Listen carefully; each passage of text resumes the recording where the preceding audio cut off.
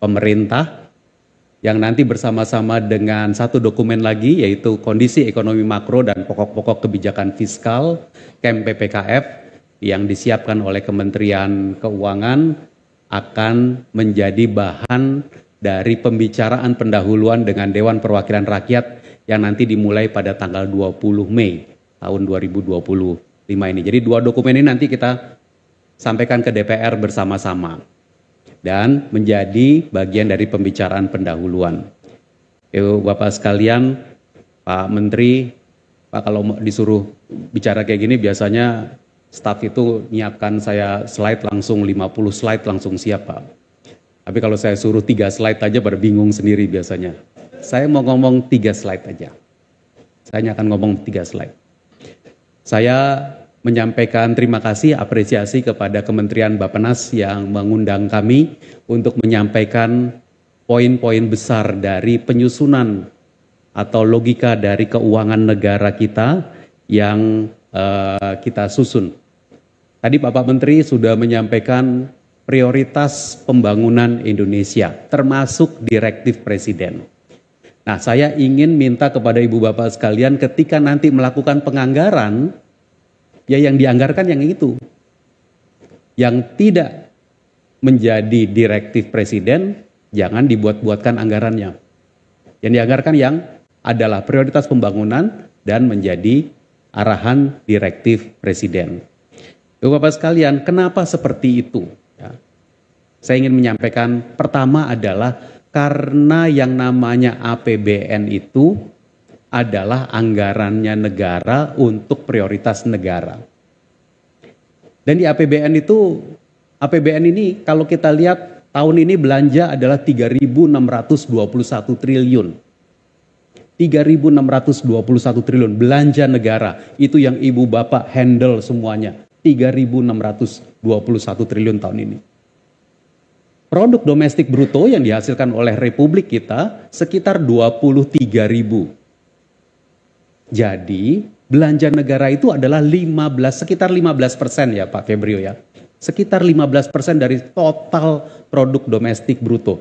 Kita berharap 15% yang kita kelola dapat menghasilkan 85% yang maksimal. Harus seperti itu. 15% yang kita kelola akan harus bisa menghasilkan 85% yang paling maksimal. Nah, Ibu Bapak sekalian, bagaimana cara mencapai yang maksimal itu? Bagaimana cara mencapai maksimal? Apa artinya maksimal?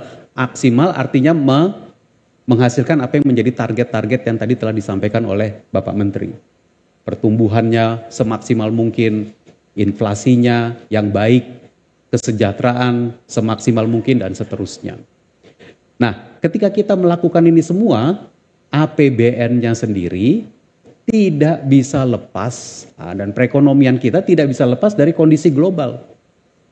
Ya Bapak sekalian, kondisi globalnya sekarang dinamikanya tinggi sekali.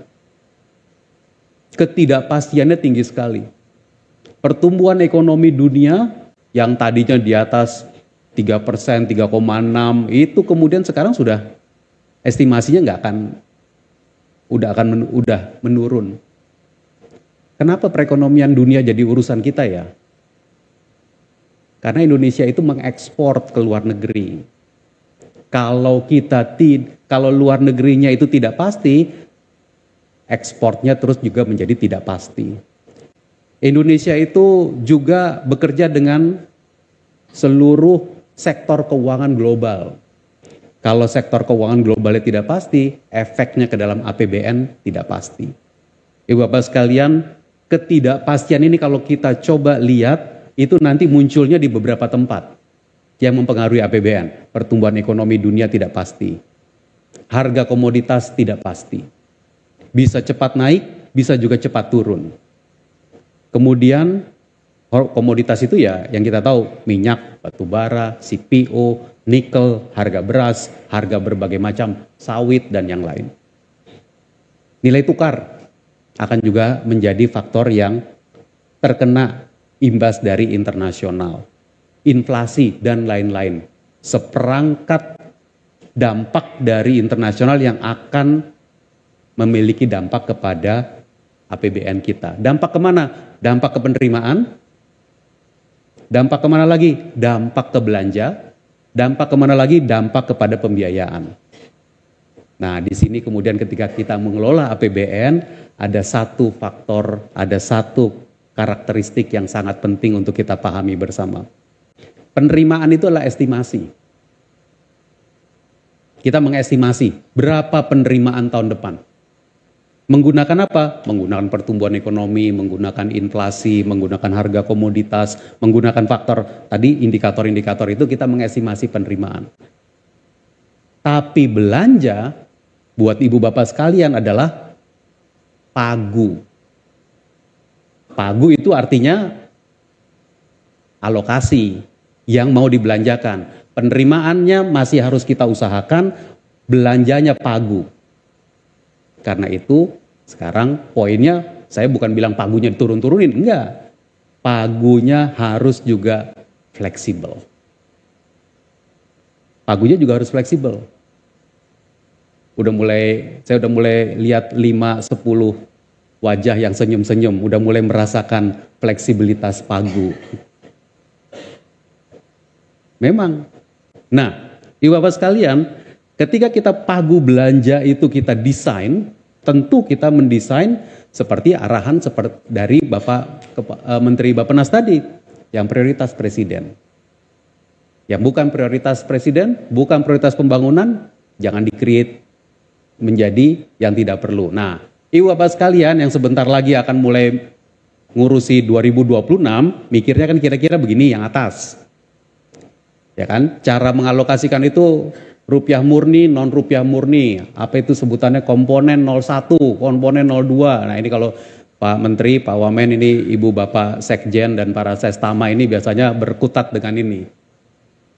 01, 02, 03, 04, 05. 06. Oke. Ya itu memang cara kita menata pagu. Oke. Atau cara lain lagi rupiah murni, non rupiah murni. Rupiah murni itu ya artinya yang pada tahun itu ada. Yang kita terima dari pajak, dari bea cukai, penerimaan tahun berjalan yang tadi diestimasi. Yang tadi merupakan estimasi. Non rupiah murni berupa PNBP, pinjaman dalam negeri, luar negeri, SBSN. SBSN itu pinjaman juga, utang juga, surat berharga syariah negara, hibah. Kalau hibah sih bukan pinjaman, bukan utang. Tapi ini cara ibu bapak kemudian mendesain anggaran KL ibu bapak masing-masing. Nah, boleh pakai cara, memang seperti itulah cara kita. Tapi saya juga ingin menunjukkan kepada ibu bapak sekalian cara berpikir yang lain yang merah muda yang di bawah, yang oranye di bawah. Anggaran yang ibu bapak kelola, idealnya ibu bapak bisa merumuskan mana yang benar-benar mandatori dan tidak bisa tidak harus dibayar. Pasti gaji, pasti yang namanya pensiun, pasti operasional kantor. Kemarin itu Pak Menteri, ini adalah yang diamankan ketika kita melaksanakan Inpres 1 2025. Tidak boleh sampai memotong gaji para karyawan kita. Tidak boleh memotong manfaat pensiun, operasional kantor. Ingat ibu bapak sekalian, baru saja ibu bapak ini kan baru selesai menjalankan Inpres 1 ya. Efisiensi dikunci, baru selesai. Dan ketika mengunci itu, ini jumlahnya di KL 256,1 triliun, di daerah 50 triliun.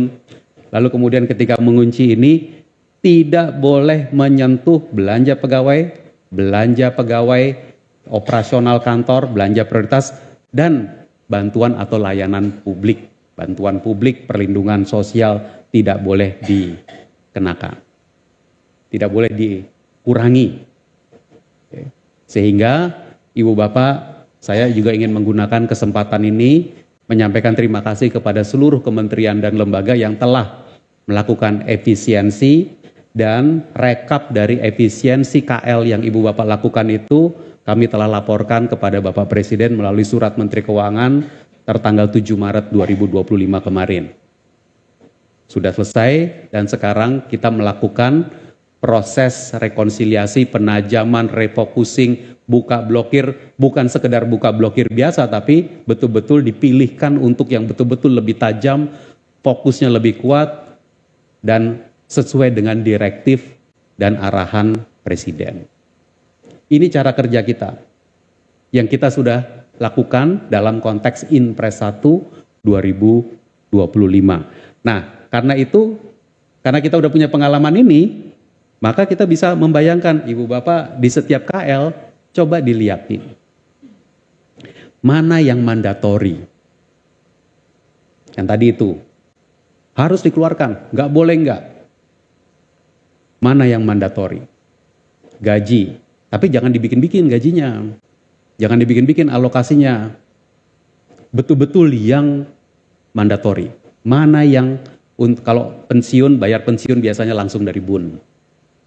Operasional kantor, mana yang betul-betul mandatori. Perjalanan dinas, mana yang betul-betul harus dilakukan. Yang tidak perlu dilakukan, jangan. Mana yang kegiatan seminar, mana yang kegiatan honor, mana yang, ingat ketika kemarin kita melakukan nyisir anggaran dengan Inpres 1, kita menggunakan kata-kata kunci ini.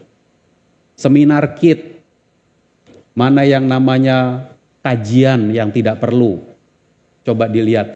Jangan diulangi 2026 melakukan seperti 2025. Nanti kena sisir lagi. Nah, jadi lakukan penganggaran yang solid. Lalu kemudian ada yang sifatnya prioritas. Tadi itu perlindungan masyarakat. Program-program perlindungan masyarakat yang sifatnya prioritas adalah untuk diamankan. Kemudian arahan diskresi pembangunan, diskresi Presiden tadi direkap oleh Pak Menteri Bappenas dalam bentuk 8 astacita. Saya ingat sekali tadi slide-nya adalah nomor 6. Slide nomor 6 dari Pak Menteri, kalau boleh dikeluarkan lagi, untuk mengingatkan Ibu Bapak sekalian, inilah prioritas nasional kita. Jadi, itu dianggarkan duluan.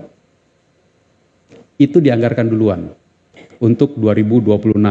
Boleh Pak Menteri saya sampaikan lagi Pak ya. Slide nomor 6 boleh Mas. Ini dianggarkan lebih dulu. Anggaran kita pakai untuk membiayai itu. Beberapa kata kunci, mungkin langsung saya sebut aja kata kunci yang di bawah. Makan bergizi gratis.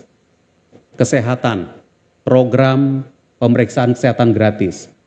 Revitalisasi, renovasi rumah sakit. Di pendidikan juga ada dilakukan hal itu.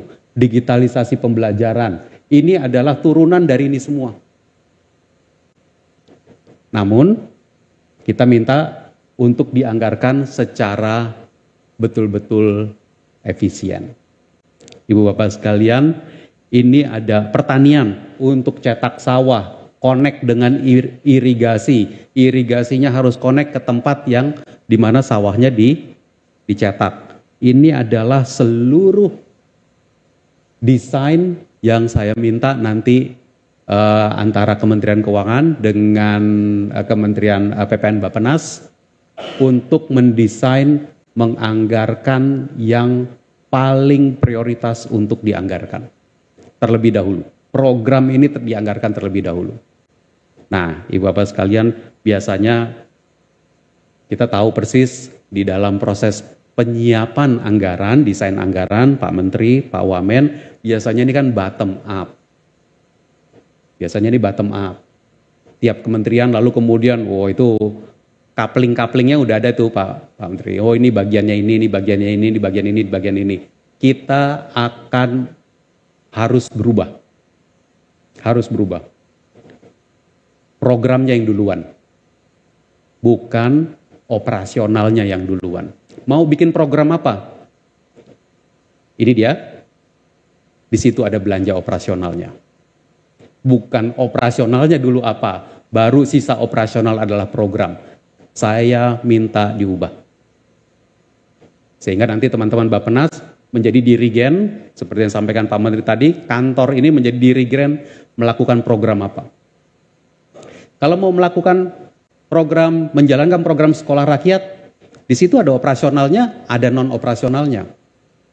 Menjalankan program makan bergizi gratis oleh BGN dan beberapa kementerian lain, di situ ada operasionalnya, di situ ada non-operasionalnya. Jadi jangan dibalik, oh dari seluruh operasional kami kumpulkan dulu, non-operasional kumpulkan dulu, sisanya buat program, kebalik. Ini tolong nanti teman-teman kalau tadi Pak Menteri sudah mengatakan jangan bekerja secara business as usual, ini dia yang kita maksud. Di dalam penganggaran, di dalam eksekusi nanti tentu kita juga mesti bekerja secara bisnis. Nggak boleh bekerja secara business as usual. Ibu Bapak sekalian, secara RKP tentu ini adalah konsepnya. Secara penganggaran nanti kita akan melakukan mulai dari pagu indikatif, menuju nanti pembicaraan pendahuluan, mendapatkan masukan dari wakil rakyat, kemudian kita mendesain pagu anggaran, menyampaikan RAPBN pada bulan Agustus, dan kemudian kita membicarakan lagi penetapan pagu definitif. Saya mengucapkan terima kasih untuk seluruh partisipasi Ibu Bapak dari seluruh KL yang kemudian bisa menyusunkan RKP, melihat pagu indikatif yang nanti akan disampaikan, dan kemudian menjalankan ini dengan logika baru. Program APBN adalah menjalankan program. Dengan demikian kita bisa mendapatkan yang tadi itu, Pak Menteri. Sehingga total belanja kita bisa betul-betul bermanfaat untuk masyarakat dan peningkatan kesejahteraan. Demikian kira-kira beberapa hal yang dapat kami sampaikan. Semoga bisa menjadi pedoman cara kerja baru kita di dalam menyusun perencanaan, menyusun penganggaran, dan nantinya tentu mendapatkan arahan lebih lanjut dari pimpinan Bapak Presiden kita. Saya tutup dengan ucapan terima kasih dan selamat bekerja. Wabillahi taufiq walhidayah. Wassalamualaikum warahmatullahi wabarakatuh. Waalaikumsalam warahmatullahi wabarakatuh.